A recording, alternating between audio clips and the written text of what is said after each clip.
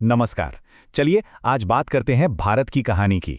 एक ऐसी कहानी जो सिर्फ एक देश की नहीं बल्कि एक ऐसी सभ्यता की है जो हजारों सालों से बिना रुके लगातार चली आ रही है। जरा सोचिए, दुनिया भर में कितने ही महान साम्राज्य बने और फिर वक्त की धूल में खो गए। मेसोपोटामिया, मिस्र, रोम सब खत्म हो गए, लेकिन भारत भारत बना रहा। तो सवाल यही उठता है कि आखिर ऐसा कैसे हुआ?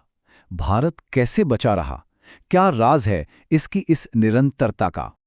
तो इस सवाल का जवाब ढूंढने के लिए हमें चलना होगा एकदम शुरुआत में, भारत की सभ्यता की कहानी की जड़ों तक।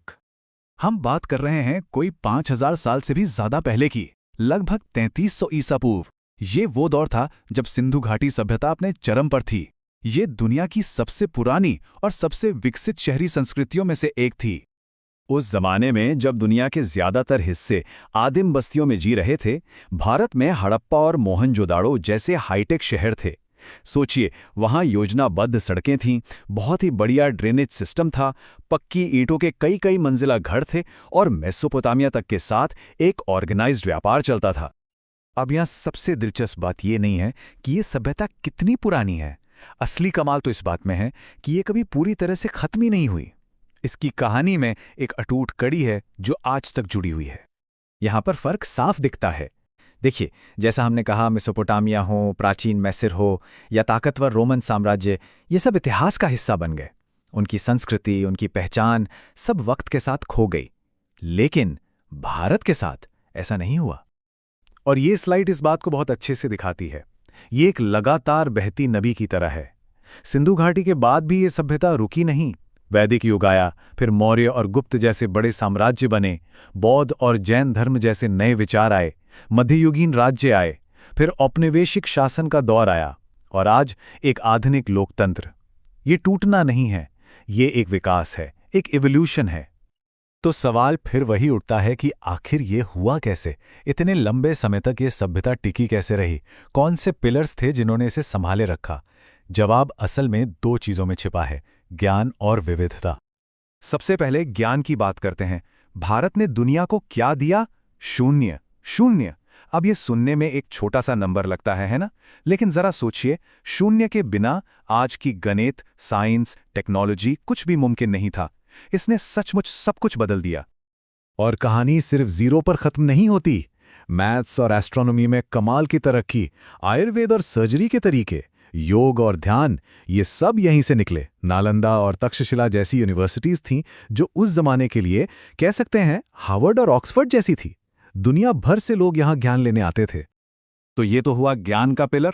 अब आते हैं दूसरे और शायद उतने ही जरूरी पिलर पर, और वो थी भारत की एक असाधारण क्षमता, अलग अलग विचारों और लोगों को अपने अंदर समा लेने की, उन्हें एकजुट करने की। इसकी एक मिसाल देखिए। दुनिया के 4 बड़े धर्मों का जन्म भारत में हुआ: हिंदू धर्म, बौद्ध धर्म, जैन धर्म और सिख धर्म। ये अपने आप में इसकी आध्यात्मिक गहराई को दिखाता है। या फिर भाषाओं को ले लीजिए। आज भारत में 22 आधिकारिक भाषाएं हैं। 22। ये दुनिया के सबसे ज्यादा भाषाई विविधता वाले इलाकों में से एक है। और ये 22 तो सिर्फ ऑफिशियल गिनती है। असल में तो हजारों बोलियां हैं, सैकड़ों अलग अलग सांस्कृतिक परंपराएं हैं।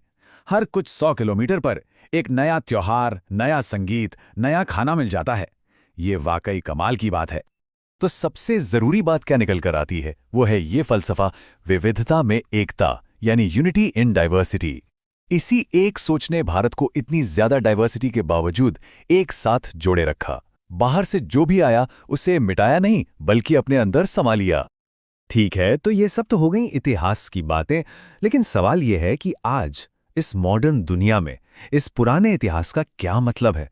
ये क्यों मायने रखता है? और जवाब ये है कि ये गहरा अतीत आज भी दुनिया में भारत की भूमिका पर सीधा असर डालता है। देखिए, भारत की जो प्राचीन सांस्कृतिक विरासत है ना, वही आज उसकी मॉडर्न सॉफ्ट पावर है। आज पूरी दुनिया में लोग योग कर रहे हैं, आयुर्वेद में लोगों की दिलचस्पी बढ़ रही है, और दुनिया के सबसे बड़े लोकतंत्र के तौर पर भारत को एक अलग ही सम्मान मिलता है। और यही लंबा इतिहास आज की जियोपॉलिटिक्स में भी एक बहुत ही अनोखा नजरिया देता है। इससे क्या मिलता है? एक तो गहरा आत्मविश्वास अपनी जड़ों को लेकर, दूसरा रणनीतिक धैर्य यानी सब्र के साथ चीजों को देखने की क्षमता, और तीसरा एक आज़ाद विदेश नीति जो किसी सुपर पावर के पीछे आंख बंद करके नहीं चलती। तो आखिर में एक सवाल के साथ इस चर्चा को छोड़ते हैं। आज की ये जो तेजी से बदलती दुनिया है, इसमें हम उस सभ्यता से क्या सीख सकते हैं जो 5000 साल से भी ज्यादा वक्त से कायम है? शायद बदलते वक्त के साथ खुद को ढालना, अलग अलग लोगों को साथ लेके चलना और अपनी जड़ों से जुड़े रहना, ये सबक आज पहले से कहीं ज्यादा जरूरी हैं।